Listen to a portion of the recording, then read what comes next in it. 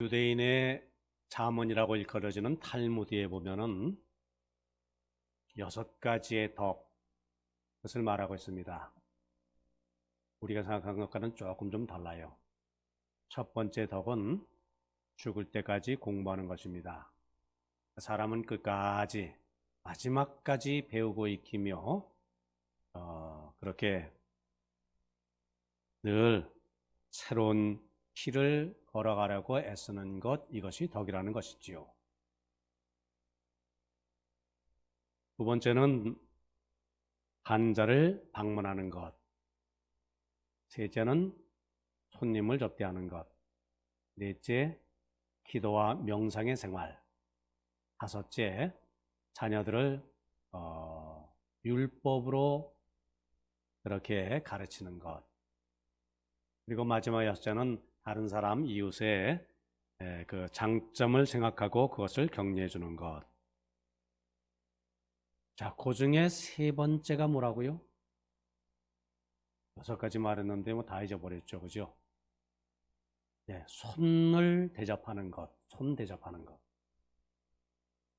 요즘엔 참 보기 힘든 일이 되었지만은 대문을 활짝 열고 손님을 대접하는 것, 그건 정말 귀한 일이지요. 요즘엔 남의 집에 방문하려면 어떻습니까? 대부분 아파트 생활 많이들 하죠. 아파트 입구에서부터 이거 참 어렵습니다.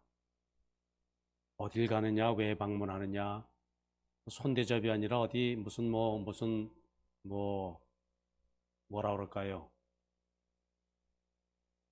손님의 입장이 아니라 종의 입장에서 뭐 어떻게 그렇게 방문하는 그런 분위기, 그런 세태에 우리가 살고 있습니다만은 손님을 대접하는 거는 예전부터 참 귀한 일이고요.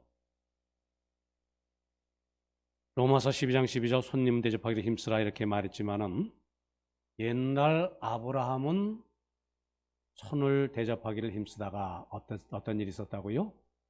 주의 천사를 대접하는 그 축복을 누렸습니다. 손 대접하는 것은 참 귀한 일이지요. 자, 그런데 요즘 일반적으로 손님을 대접하는 기준, 동기가 어떤가? 생각해보면 대략 두 가지로 요약이 돼요. 언제 우리가 손님을 대접합니까? 가까운 사람들, 친인척들, 내가 잘 아는 사람들. 그래서 가까운 사람들을 청해서 요즘 뭐 코로나19로 그것도 어려운 일이지만은 그래서 이제 대접을 하고 같이 기쁨을 누리고, 두 번째는 가능한 한 높은 사람을 청합니다. 자기보다 조금 좀 뭐라 그럴까요? 좀 낮은 사람들, 가난하거나 신분이 그 낮은 사람들을 잘 초청하지 않으려고 합니다. 지체가 높은 손님이 오면은 그 사람 보면 나도 덩달아서 저 사람처럼 지체가 높은 것으로 그렇게 착각을 합니다.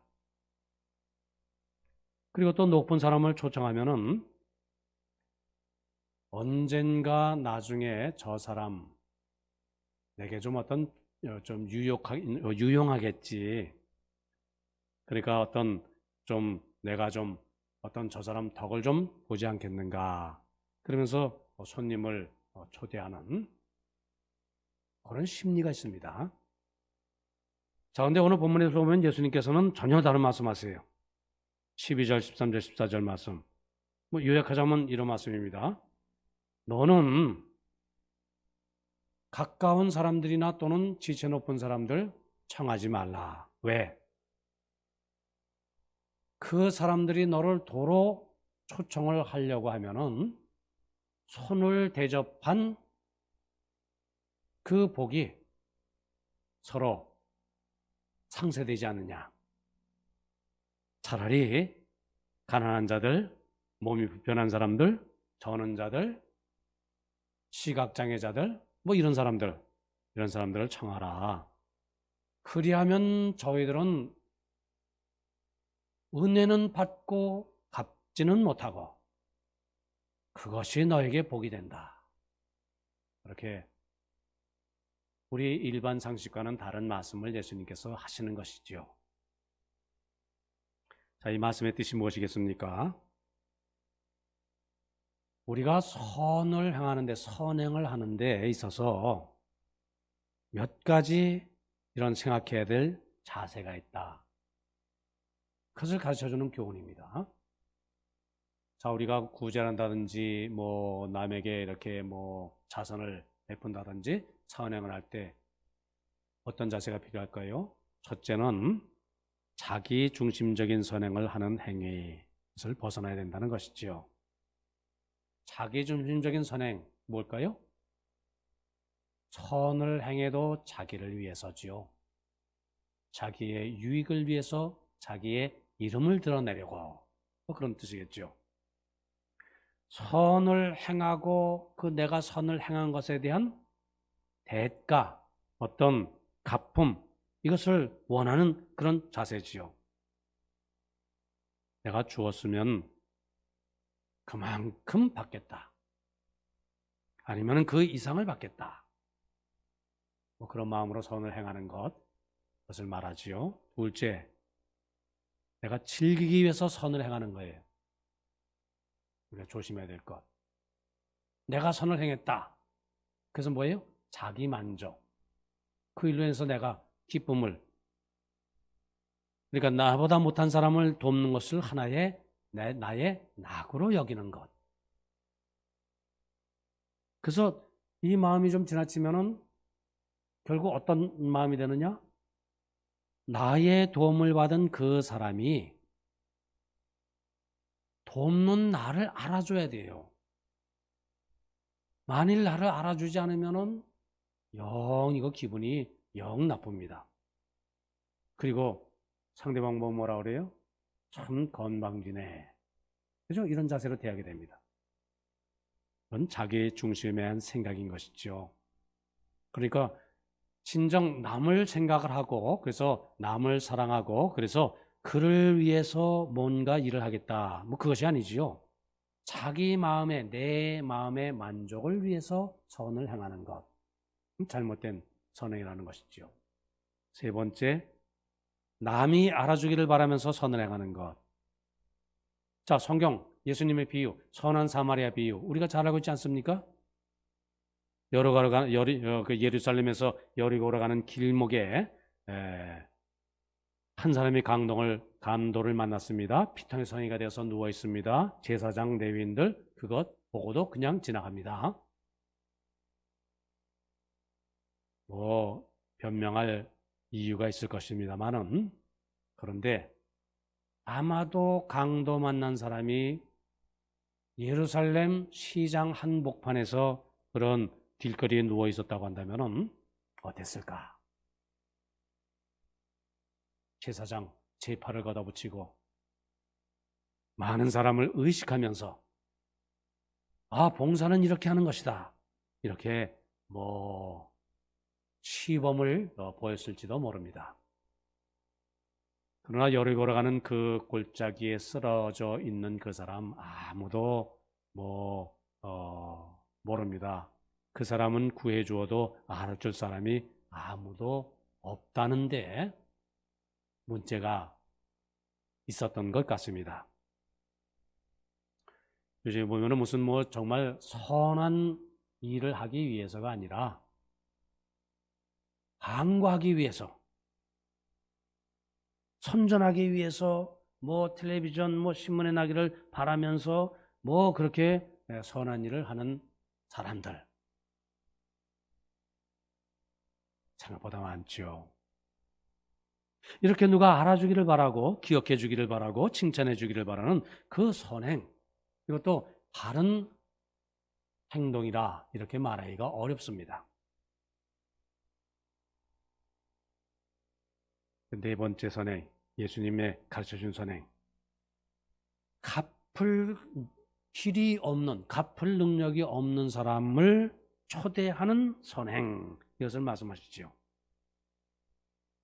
마태복음 5장 46절, 예수님 거듭거듭 같은 내용을 반복해서 말씀하고 계십니다. 너희가 너희를 사랑하는 자를 사랑하면 무슨 상이 있겠느냐? 너희가 손가락질하는 세리도 그와 같이 행동하지 않느냐. 나를 사랑하는 사람을 내가 사랑하는 것, 물론 그것도 쉽진 않습니다만은 그건 뭐 대단한 것 아닙니다. 동물들도요, 사랑을 받으면 그 사랑을 압니다. 사랑을 받으면 또 사랑합니다. 나에게 보상이 없더라도 나는 그저 베풀기만 할 뿐이요, 대가를 받을 수 없는 입장이라 하더라도 그러한 사람을 돕는 것, 그러한 사람에게 선행을 베푸는 것, 참 어렵습니다. 힘든 일입니다. 말로는 가능할지 모르지만 실제로 행동은 참 어려운 일입니다만은, 그럼에도 불구하고 성경은 또 예수님은 그 선행을 행하라 이렇게 우리에게 말씀하고 계시지요. 그것이 그리스도인의 덕이라는 것이죠. 나필의 교훈 가운데는 이런 말이 있다고 합니다. 진짜 선행이 되기 위해서는 첫째, 내가 누구에게 주든지 받는 자를 몰라야 한다는 겁니다. 내가 누구에게 줬습니다. 근데 누구에게 줬는지 이건 몰라야 한다는 것이지요. 또 받는 쪽의 입장에서는 누가 주었는지 주는 자를 몰라야 한다는 것이지요. 왜요? 그 사람을 알게 되면 받는 자, 준 사람을 찾아가게 되고요. 준 사람은 저 사람이 왜 나한테 감사를 안 하지? 고맙다고 인사를 안 하지? 그런 마음이 생기면 선행이 아니라는 것이지요. 그래서 주는 자, 받는 자가 서로 몰라야 그것이 선행이라. 우리가 대표적으로 선교사에 수고하시는 그 선교지를 돕는 것, 아마 이런 것이 아닐까, 그렇죠? 우리가 그 선교사님을 지원하지만은 그것이 어디서 어떻게 사용되는지를 몰라요. 그러기에 참으로 소중한 일이겠죠. 우리는 선행을 할 때요, 몇십 년 전, 몇 년 전, 언제, 어디서, 누구에게, 이거 두고두고 기억하는 사람이 있습니다. 근데 그거 기억하려고 해서는 안 된다는 것이지요. 다 잊어버려야, 다 그건 내려놓아야 비로소 참된 선행이 된다는 것이지요. 그리고 선행의 본질은 무엇이냐? 결국 선행이라고 하는 것은 나는 하나님으로부터 은혜로 받았으니 나의 이웃에게도 그 은혜를 나눈다. 이웃에게 값없이 선행을 베푼다. 그게 선행의 본질이라는 것이지요.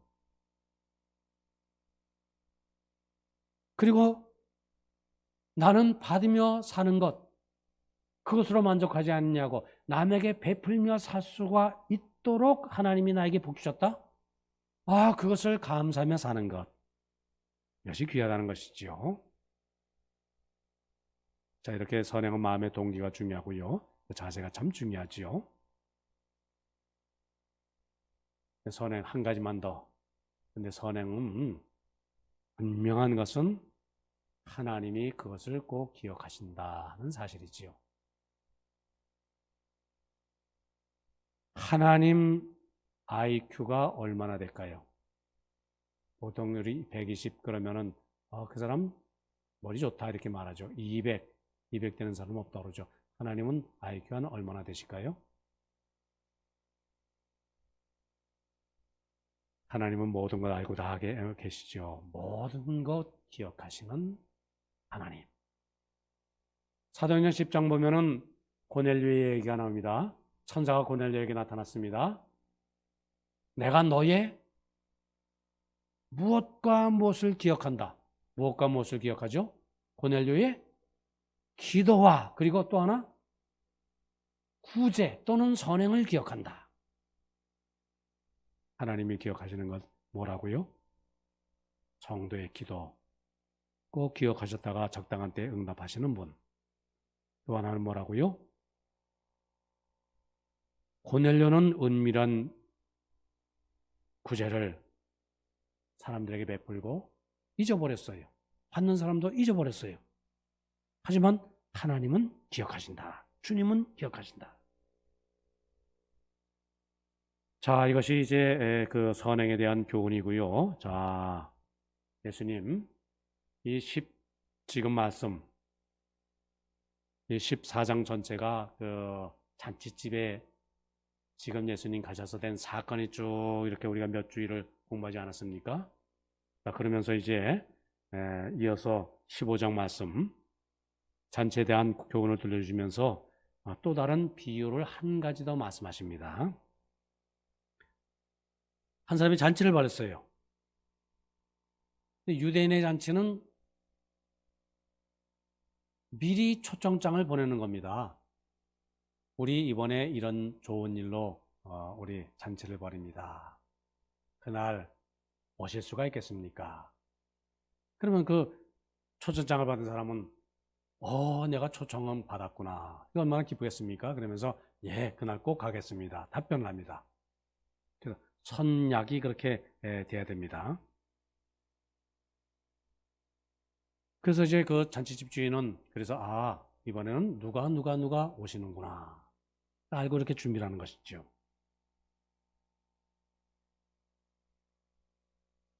그렇기 때문에 예약에 그 응했던 사람이 당일에 나는 잔치에 이제 참여를 못하게 됐습니다. 그것은 잔치집 주인에 대한 굉장히 큰 신뢰고요. 때로는 아주 큰 모욕을 안겨주는 일이라. 잔치 문화, 특별히 이스라엘에서는 이 잔치 문화가 참 중요하다고 합니다.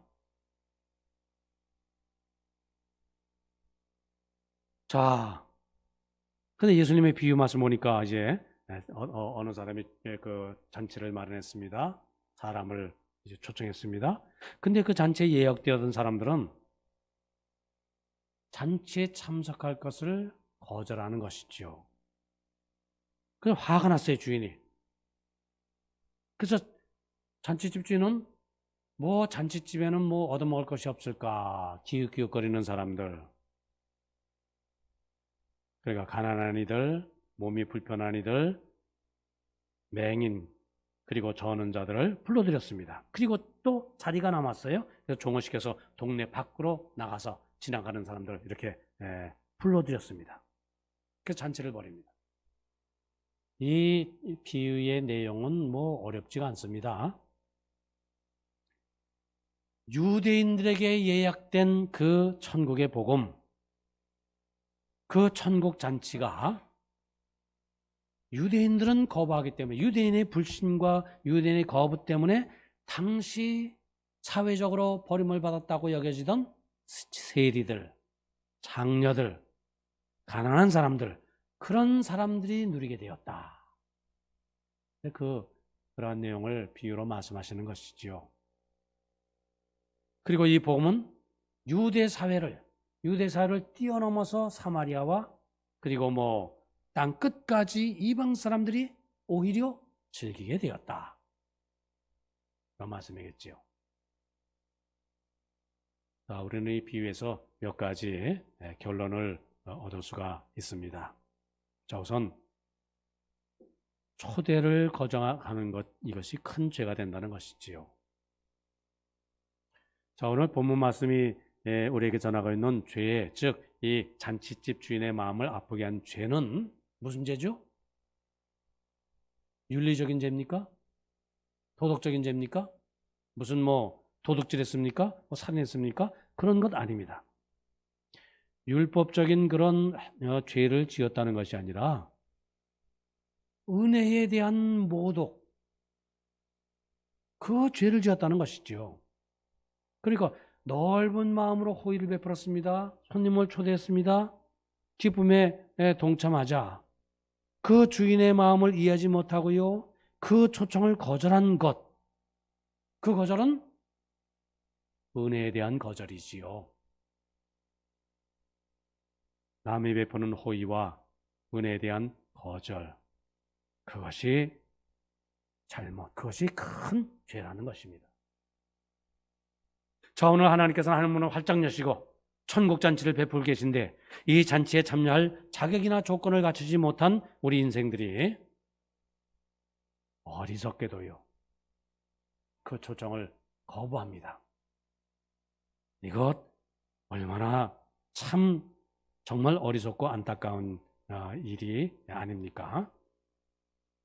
하나님은 사랑을 베풀고 은혜를 베푸시는데, 은혜란 값없이 베푸는 전적인 사랑인데 그 호의가 거절당하는 것보다 더 큰 죄가 과연 어디에 있을까? 이 죄는 어떤 행위로 짓는 죄보다도 더 큰 죄고요, 그 죄는 다시는 잔치에 참여할 수 없는 죄입니다. 둘째, 사람들이 잔치를 거절한 이유는 자기 것을 즐기기 위해서지요. 나의 즐거움 때문에 다른 사람의 즐거움, 동참하고자 하는 마음 갖지를 않는데 문제가 있습니다. 자, 한 사람은 뭐라 그래요? 밭을 샀기 때문에 그 밭에 나가봐야 합니다. 그래서 잔치 거절합니다.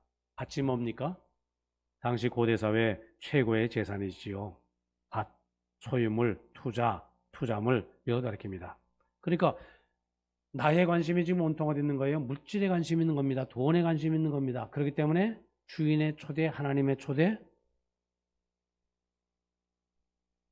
거기에 마음을 쏟을 수가 없습니다.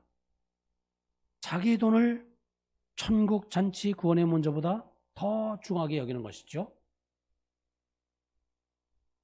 또 한 사람은 뭐라 했어요? 소 5결의를 샀으므로 시험하러 갑니다. 그 잔치에 갈 수가 없습니다. 결의는 한 쌍의 소를 말합니다. 우리나라는 농사를 지을 때 그 소 한 마리의 멍에를 메어서 쟁기로 끌어서 이렇게 밭을 갈고 논을 갈지 않습니까? 이스라엘은 농사 짓는 법이 2마리 한 쌍의 그 소의 그 중간에 이렇게 그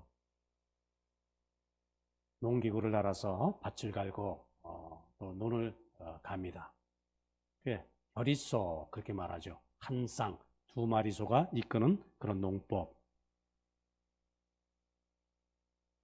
자, 아마 이 사람은 소를 매매하는 상인이 아니었을까. 그래서 소를 구입을 했는데 그 소가 정말 말을 잘 듣는 소인지 아닌지 이것 시험하러 가는 것이지요. 그러니까 직업 생활이 하나님의 부르심보다 더 귀하다는 그런 태도. 세 번째 사람 뭐라고요? 장가를 들었으니 가지를 못하겠다. 그런 신부 곁에 있는 것이 하나님 곁에 하나님의 부르심보다 훨씬 더 중요하다는 것이지요. 그러니까 가정이 천국 잔치보다 더 중요하다. 사실 이 세 가지는 참 중요한 것들이에요. 우리에게서 재산, 물질, 얼마나 삶의 필수 요소입니까? 직업, 직장, 정말 중요하죠. 가정, 남편이나 아내, 이게 얼마나 중요한 행복의 요건입니까?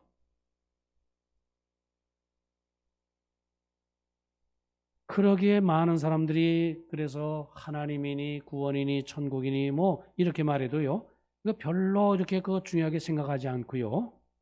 그러니까 물질, 직업, 가정을 먼저 생각하고 하나님에 대한 신앙 2차, 3차, 다음 문제 이렇게 미루어 버리는 사람들이 많죠. 근데 예수님은 아무리 물질, 직업, 가정이 중요하다 할지라도 삶에 우선되는 것이 있다. 우선순위가 바뀌어서는 안 된다. 우선순위를 잘못 선택하는 자들, 그것을 예수님 경고하고 계신 것이지요. 자신들의 결말을 알지 못하기 때문에 우선순위 잘못 선택한 것. 그걸 예수님은 지적을 하고 있고요. 자, 그리고 마지막으로 본문 말씀 보면은 내 집을 채우라 이렇게 말씀하시죠. 가난한 자들, 몸이 불편한 자들, 시각장애자들, 전원자들을 데려와서 그 사람을 강건하여다가, 강건이 뭡니까? 억지로 권하여다가 강제로라도 내 집을 채우라 이렇게 말씀하십니다. 그 사람이 가난하냐 부하냐, 그 사람이 잘났냐 못났냐, 선하냐 악하냐, 그건 묻지 말고 무조건 불러다가 내 집을 채우라. 이게 무슨 뜻입니까? 하나님의 초청에 응하기만 하면은 과거는 묻지 않겠다, 그 말씀이지요. 선악의 문제가 아니라 초청에 응답하는 기본 자세,